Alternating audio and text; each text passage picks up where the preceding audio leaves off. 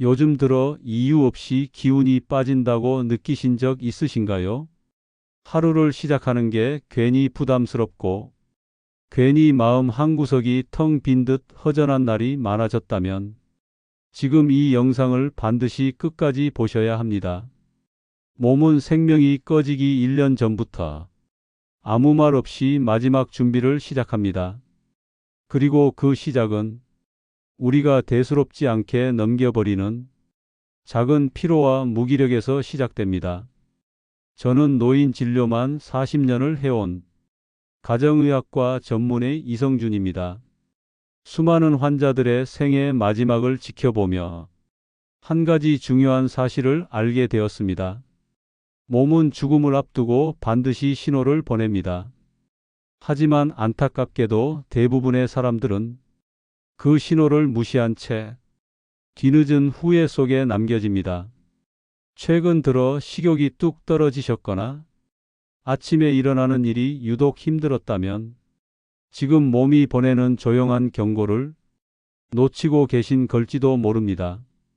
오늘 이 영상에서 저는 죽기 1년 전 몸이 먼저 보내는 5가지 신호에 대해 차근차근 안내해 드릴 겁니다. 어쩌면 지금 이 영상을 보는 것이 당신과 사랑하는 가족의 삶을 지켜낼 기회가 될 수도 있습니다. 지금 구독과 좋아요 한번 눌러주시고 끝까지 함께해 주세요. 이야기를 시작하겠습니다. 어느 날 아침, 평소처럼 눈을 떴는데 몸이 이상하게 무거운 느낌이 들었습니다. 별일 아니라고 생각했습니다. 전날 잠을 설친 탓이겠지. 며칠 쉬면 괜찮아지겠지. 그렇게 넘겼습니다. 하지만 그 무거움은 사라지지 않았고 며칠이 지나도 몸은 점점 더 느려졌습니다. 아무 일도 하지 않았는데도 피곤하고 밥맛도 없고 사람들과 대화하는 일마저 귀찮게 느껴졌습니다. 가끔은 아무 이유 없이 가슴이 싸해지고 괜히 눈물이 맺히는 날도 있었습니다. 이상하다. 왜 이러지?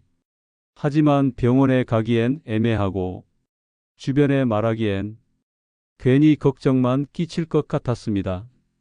그래서 아무 말 없이 그저 참기만 했습니다. 하지만 지금 돌이켜보면 그건 몸이 마지막 이야기를 시작한 순간이었습니다. 많은 사람들이 이 변화를 단순히 나이 들어서 그런 거야 라고 생각하며 지나칩니다. 하지만 저는 말합니다. 그건 단순한 노화가 아닐 수 있습니다. 몸은 생명을 정리할 때 먼저 신호를 보냅니다. 그 신호는 거창하지 않습니다. 식탁에 앉아도 젓가락을 들기 싫고 창밖을 봐도 아무 감정이 없고 사람이 보고 싶지 않아집니다. 그 작은 무관심이 사실은 몸이 꺼지기 전 보내는 마지막 경고일 수 있습니다. 그리고 그 경고는 조금만 관심을 기울이면 얼마든지 알아차릴 수 있습니다. 그래서 오늘 당신께 꼭 알려드리고 싶은 게 있습니다. 죽기 1년 전 우리 몸은 5가지 신호를 보냅니다. 그 신호를 놓치지 않으면 우리는 더 오래, 더 건강하게 살아갈 수 있습니다. 그리고 그 신호는 당신뿐 아니라 당신 곁에 있는 가족과 친구에게도 꼭 필요한 이야기일 수 있습니다. 지금부터 그 5가지 신호에 대해 하나씩 알려드리겠습니다. 첫 번째 신호는 의욕이 사라지고 아무것도 하기 싫어지는 무기력함입니다. 아침에 눈을 떴는데 몸이 바닥에 붙은 듯 무겁고 일어나기까지 한참을 망설이게 됩니다. 예전 같았으면 벌떡 일어나 커튼을 열고 창문을 활짝 열었을 텐데 요즘은 침대 밖으로 나가는 것조차 산을 오르는 일처럼 느껴집니다. 별로 한 것도 없는데 기운이 쭉 빠지고 하루 종일 소파에만 있고 싶습니다. 가끔은 전화벨이 울려도 받기가 귀찮고 밥을 차리는 것도 한숨부터 나옵니다. 이런 변화가 반복된다면 그건 단순한 기분 탓이 아닐 수 있습니다. 저는 환자분들께 이 질문을 꼭 드립니다. 최근에 아무것도 하고 싶지 않다는 생각이 자주 드셨나요? 놀랍게도 생애의 마지막 1년을 준비하고 있는 분들의 대부분이 비슷한 이야기를 합니다. 그냥 다 귀찮아요. 하루가 너무 길게 느껴져요. 가만히 있고 싶어요. 이 말 속에는 심리적인 피로를 넘어선 몸의 깊은 변화가 담겨 있습니다. 몸이 스스로 에너지를 아끼려는 상태로 들어간 겁니다. 이 시기의 무기력은 단순히 마음이 약해져서가 아닙니다.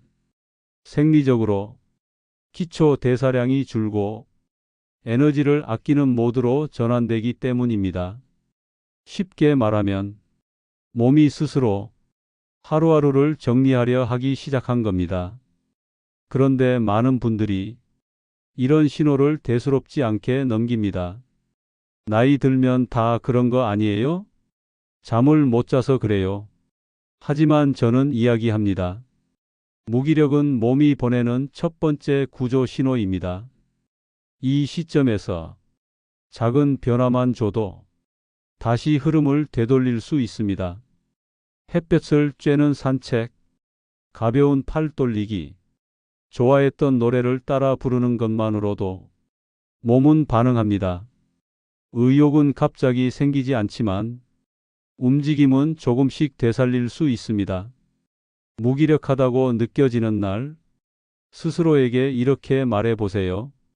조금만 걷자. 딱 5분만 해보자. 그 작은 실천이 몸의 온기를 돌게 하고 정체된 흐름을 바꾸는 시작이 됩니다. 무엇보다 중요한 건 이 변화를 혼자서 견디려 하지 않는 것입니다. 누군가와 말 한마디라도 나누는 것, 따뜻한 목소리를 듣는 것만으로도 마음은 천천히 열리기 시작합니다. 아무것도 하기 싫은 그 마음, 사실은 몸이 도와달라고 말하는 겁니다. 그리고 그 목소리에 지금 답할 수 있다면 우리는 아직 삶의 방향을 되돌릴 수 있습니다. 무기력은 죽음이 가까워질 때 가장 먼저 나타나는 신호이지만 동시에 가장 먼저 되돌릴 수 있는 신호이기도 합니다. 이제 두 번째 신호를 살펴보겠습니다. 식욕이 사라지고 음식이 목에 걸리는 순간들, 이 이야기를 놓치지 마세요. 식탁 앞에 앉았지만 숟가락이 손에 잘 잡히지 않습니다. 한 입 뜨려고 해도 입이 잘 벌어지지 않고 국을 마시려 했는데 목으로 잘 넘어가지 않습니다. 예전 같았으면 반찬이 부족하다며 투정도 부렸을 텐데 요즘은 한 공기도 다 먹기 어려울 정도입니다. 가족이 걱정하며 묻습니다. 왜 밥을 이렇게 남기세요? 대답은 늘 같습니다. 그냥 입맛이 없어요. 많은 분들이 이런 변화를 단순한 입맛의 변화 혹은 기분 탓으로 넘깁니다. 하지만 이건 단순한 노화 현상이 아닙니다. 몸이 음식을 거부하기 시작했다는 건 생명을 유지하려는 본능이 조용히 꺼지기 시작했다는 신호입니다. 에너지를 최소한으로 유지하려는 몸의 선택일 수 있습니다.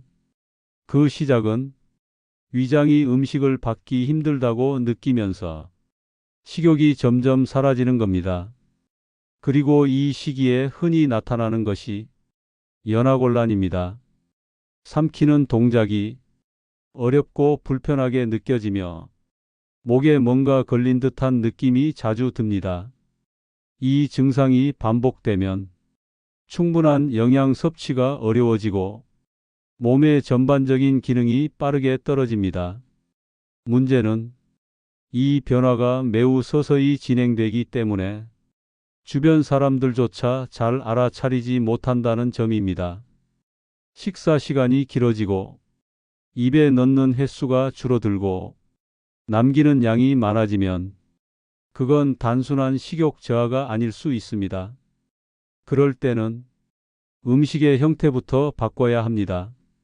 질기고 뻑뻑한 음식보다 부드럽고 삼키기 쉬운 형태로 준비해 주세요. 억지로 먹으라고 하기보다는 같이 먹자고 말해 주세요. 함께 나누는 따뜻한 대화와 분위기만으로도 식욕은 되살아나기도 합니다. 혹시 음식을 삼킬 때 자주 사례가 들리거나 물을 마셔도 목이 불편하다면 전문가와 상담이 꼭 필요합니다. 연하곤란은 많은 노인 질환의 출발점이기도 합니다. 이 신호를 제때 알아채지 못하면 체력은 급속히 떨어지고 감염 위험까지 높아집니다. 그렇기 때문에 밥이 안 넘어간다는 말은 가볍게 넘길 수 없는 생명의 경고일 수 있습니다. 오늘 저녁 밥을 남기게 되었다면 그 이유를 그냥 피곤해서라고 넘기지 말아주세요. 그 순간 몸은 작은 목소리로 도와달라고 말하고 있을지도 모릅니다. 음식이 입에 들어오지 않는 건 단지 배가 고프지 않아서가 아닙니다. 몸이 더 이상 삶을 이어갈 에너지를 받아들이지 않으려 할 수도 있습니다. 하지만 아직 늦지 않았습니다. 따뜻한 국물 한 숟갈, 함께 나누는 웃음 한마디, 그 모든 것이 다시 생명을 이어주는 힘이 됩니다. 이제 세 번째 신호로 넘어갑니다. 화장실이 점점 불편해진다면 몸 안에서는 어떤 일이 벌어지고 있을까요? 지금부터 그 이야기를 들려드리겠습니다. 식사를 마치고 천천히 화장실로 향합니다. 예전 같으면 아무렇지 않게 지나가던 순간인데 요즘은 다릅니다. 변기 앞에 앉았는데 몸이 말을 듣지 않습니다. 힘을 주어도 쉽게 해결되지 않고 배는 묵직하고 답답한데 시원한 느낌이 없습니다. 소변도 마찬가지입니다. 참았던 것이 아닌데도 몇 방울밖에 나오지 않거나 갑자기 너무 자주 화장실을 찾게 되거나 반나절이 지나도록 한 번도 신호가 없기도 합니다. 이럴 땐 사람들이 보통 이렇게 말합니다. 물을 덜 마셔서 그래. 며칠 지나면 괜찮아지겠지. 하지만 이건 몸이 보내는 세 번째 신호일 수 있습니다. 배변과 배뇨의 변화는 우리 몸의 생명 유지 기능이 제 역할을 하지 못하고 있다는 조용한 경고입니다. 신장과 방광의 기능이 떨어지면 노폐물이 제대로 배출되지 않고 몸속에 쌓이기 시작합니다. 그 결과 소변의 색이 점점 짙어지고 냄새도 평소보다 강해집니다. 변비는 점점 심해지고 배에는 가스가 차고 장 움직임도 느려지게 됩니다. 겉으로는 멀쩡해 보여도 내부에서는 건강이 조용히 무너지고 있는 겁니다. 문제는 대부분의 사람들이 이런 변화를 그냥 나이 탓으로 넘긴다는 점입니다. 하지만 한 가지 분명히 말씀드릴 수 있습니다. 화장실에서의 불편함은 몸이 보내는 리포트입니다. 이 신호를 놓치면 신장 기능은 빠르게 악화되고 전신 피로와 염증으로 이어질 수 있습니다. 어떻게 해야 할까요? 먼저 물 섭취를 충분히 해주세요. 하루 6잔에서 8잔 정도의 수분은 꼭 필요합니다. 물을 자주 마셔야 신장이 노폐물을 잘 걸러내고 소변도 맑게 유지할 수 있습니다. 두 번째는 식습관입니다. 섬유질이 풍부한 채소와 과일, 통곡물은 장의 연동 운동을 도와줍니다. 변비가 심해지는 시점에 자극적인 음식이나 과한 단백질 섭취는 피하셔야 합니다. 그리고 중요한 건 움직이는 습관입니다. 걷기나 스트레칭 같은 가벼운 운동만으로도 장은 자극을 받고 배출 기능이 살아납니다. 소변의 색, 냄새, 배변 주기. 이 모든 건 내 몸이 지금 어떤 상태인지 알려주는 소중한 단서입니다. 작은 변화라도 느껴진다면 지금 체크해 보셔야 합니다. 그리고 이런 신호를 절대 혼자 넘기지 마세요. 정확한 진단과 치료는 더 큰 병을 막는 첫 걸음이 됩니다. 몸은 늘 말없이 말하고 있습니다. 그리고 그 시작은 화장실에서 일어나는 작은 변화일 수 있습니다. 이제 네 번째 신호로 넘어가겠습니다.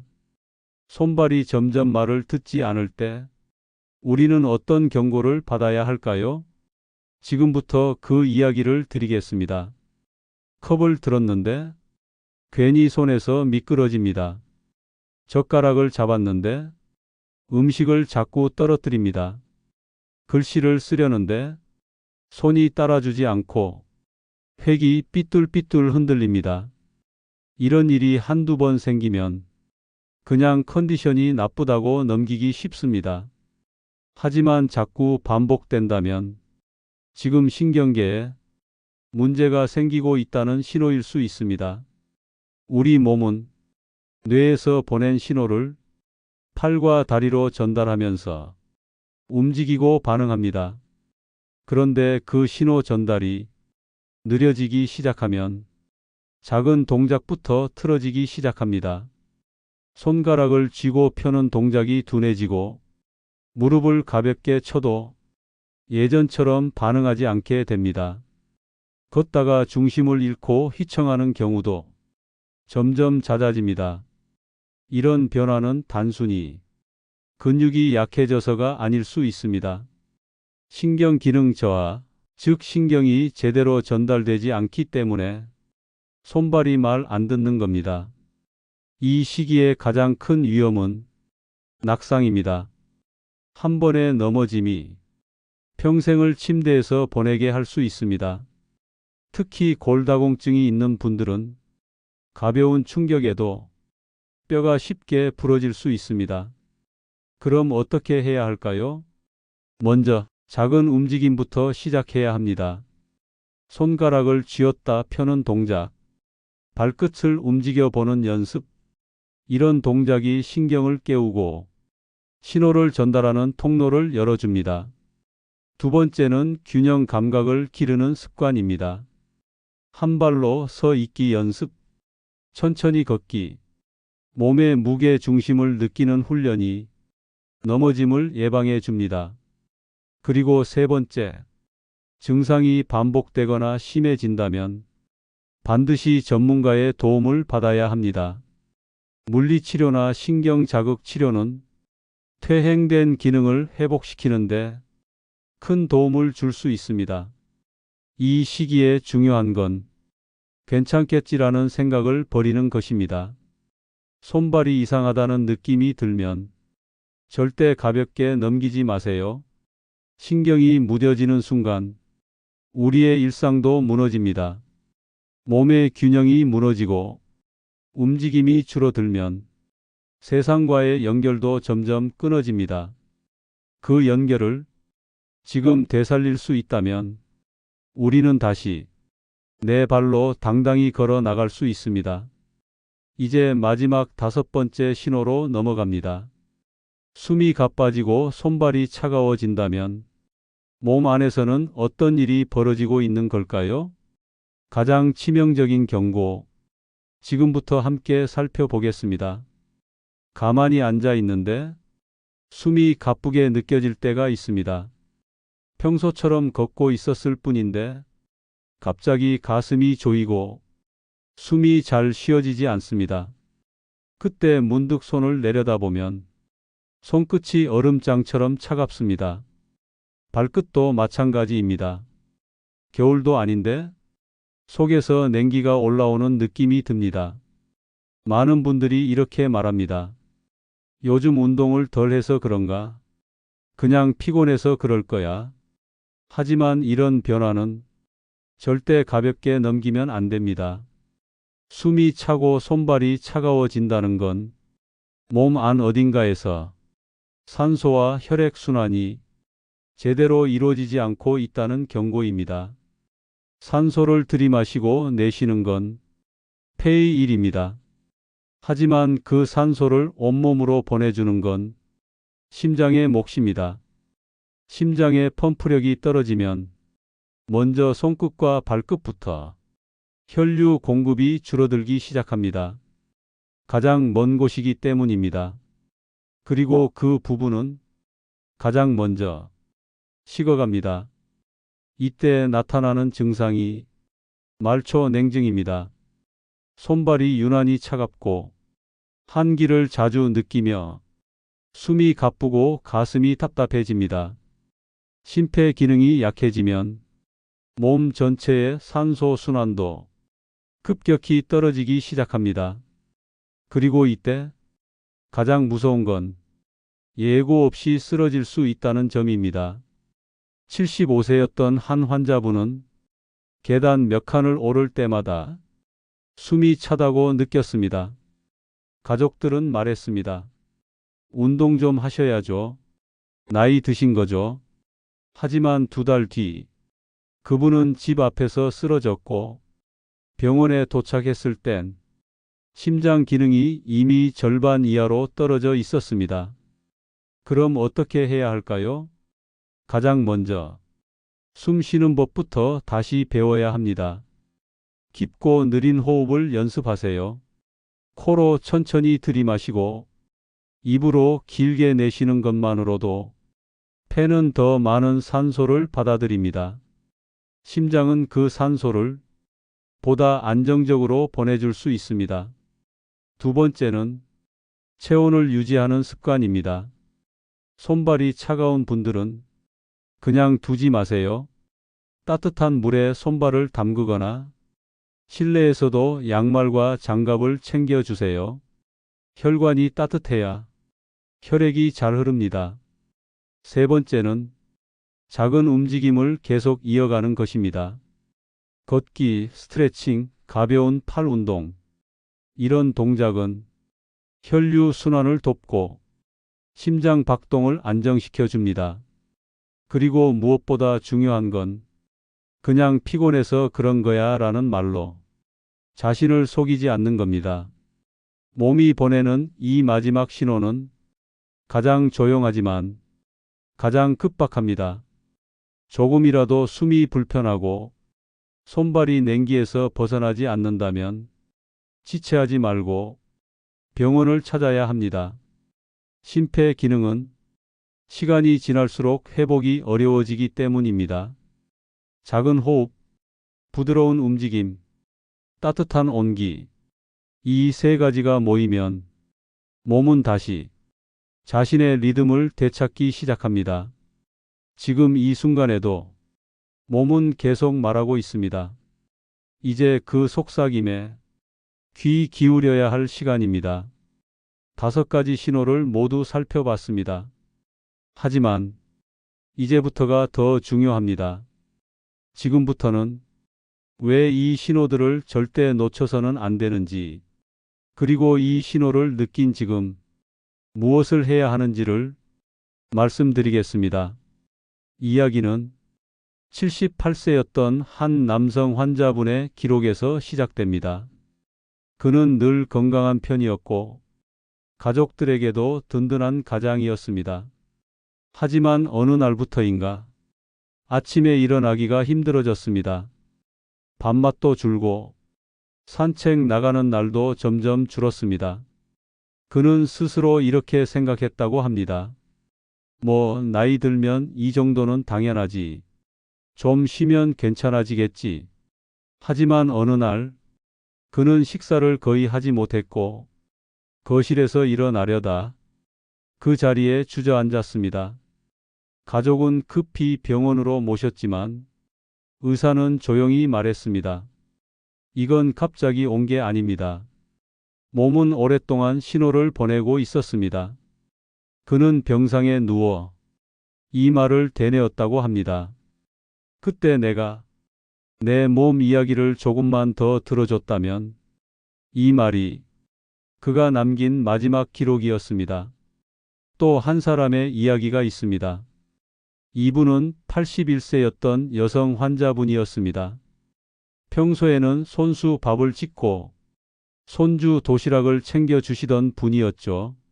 하지만 점점 국을 끓이는 시간이 길어지고 숟가락 드는 손에 힘이 빠지기 시작했습니다. 딸이 물었습니다. 엄마, 요즘 왜 이렇게 힘이 없어 보여요? 어머니는 웃으며 대답하셨습니다. 그냥 요즘 좀 피곤하네. 딸은 그 말을 듣고 별일 아니라고 생각했습니다. 하지만 2주 뒤 어머니는 식탁 앞에서 조용히 쓰러지셨고 의식은 돌아오지 않았습니다. 딸은 병원 복도에서 조용히 말했습니다. 그때 엄마가 했던 말이 자꾸 떠올라요. 그냥 피곤하다고 했던 그 말이요. 사실은 그게 마지막이었어요. 우리 주변에는 이런 작고 소박한 말들이 실은 큰 신호였던 경우가 참 많습니다. 그냥 좀 피곤하네? 입맛이 없네? 오늘은 가만히 있고 싶어. 이런 말들은 몸이 조용히 내뱉는 마지막 이야기일지도 모릅니다. 하지만 우리는 너무 쉽게 그 말들을 흘려보냅니다. 그게 습관이 되면 가장 가까운 사람조차 놓치게 됩니다. 가족, 친구, 배우자, 그리고 바로 나 자신까지도. 몸은 분명히 말하고 있었습니다. 지금 조금 불편하다고, 이대로는 힘들 것 같다고. 그 말들을 우리는 다시 들을 수 없습니다. 그래서 지금 이 순간이 중요한 겁니다. 이야기를 듣고 있는 지금 무엇을 해야 할지는 이미 마음속에 떠오르고 있을 겁니다. 몸이 조금 이상하다고 느끼셨다면 그 느낌 그냥 넘기지 마세요. 아침에 일어나는 게 유난히 힘들어졌다면 하루 중 컨디션이 가장 나쁜 시간이 언제인지 스스로 체크해 보셔야 합니다. 밥을 먹을 때 자꾸 목이 걸린다면 질긴 음식은 잠시 줄이고 죽, 미음처럼 부드럽고 따뜻한 식사로 전환해 보세요. 화장실에서 무리하게 힘을 주거나 소변이 자꾸 남아있는 느낌이 든다면 비뇨기과나 소화기내과 검사를 받아보셔야 합니다. 작은 불편함은 진짜 병이 되기 전 몸이 주는 소중한 사전 알림입니다. 혈액순환과 기초 체력을 유지하려면 매일 단 10분 몸을 깨우는 시간이 필요합니다. 햇살을 쬐며 5분간 가벼운 걷기, 손을 위로 뻗으며 3회 깊은 숨 들이쉬기, 손가락을 천천히 쥐었다 펴는 반복 동작. 이 세 가지만 해도 몸의 흐름은 바뀌기 시작합니다. 숨이 가쁘거나 자꾸 체력이 떨어진다면 심폐기능 검사를 통해 산소 포화도나 심장박동의 이상 여부를 한 번쯤 확인해 보셔야 합니다. 문제가 없으면 다행이고 조금이라도 있다면 조기에 잡는 게 진짜 예방입니다. 몸에 변화가 생기면 혼자 참지 말고 가족이나 가까운 지인과 나눠야 합니다. 요즘 좀 이상해. 이 한마디가 당신을 지켜주는 신호등이 됩니다. 누군가와 같이 밥을 먹고 말을 주고받는 것만으로도 식욕은 살아나고 의욕도 돌아옵니다. 가능하다면 마을 보건소나 노인복지센터의 건강상담 프로그램에 참여해 보세요. 혼자가 아니라는 것, 그 믿음 하나로도 몸은 달라집니다. 삶은 예고 없이 변합니다. 그래서 우리는 지금 준비해야 합니다. 이런 증상이 있다면 바로 진료를 권합니다. 일주일 이상 지속되는 무기력, 식사를 자꾸 남기거나 목이 자주 걸릴 때, 소변이나 대변의 색, 냄새, 횟수에 큰 변화가 생길 때, 손에 힘이 자주 빠지고 걷는 게 불안할 때, 이유 없이 숨이 차고 손발이 차가워질 때, 이 중 단 하나라도 해당된다면 지금 가장 가까운 병원을 방문하세요. 당신은 그만큼 소중한 사람입니다. 지금 이 순간 작은 움직임을 시작해 주세요. 그리고 기억해 주세요. 몸은 절대 거짓말을 하지 않습니다. 오늘 이야기를 여기까지 들어주셔서 정말 고맙습니다. 당신이 끝까지 시청해 주셨다는 건 지금 이 순간 자신을 지키기 위한 선택을 하고 있다는 뜻입니다. 그 용기 있는 마음에 저는 진심으로 박수를 보냅니다. 오늘 하루도 당신이 평안하시길 바랍니다. 그리고 기억해 주세요. 몸이 속삭일 때 우리는 그 말을 들을 수 있어야 합니다. 그것이 건강하게 오래 살아가는 진짜 지혜입니다.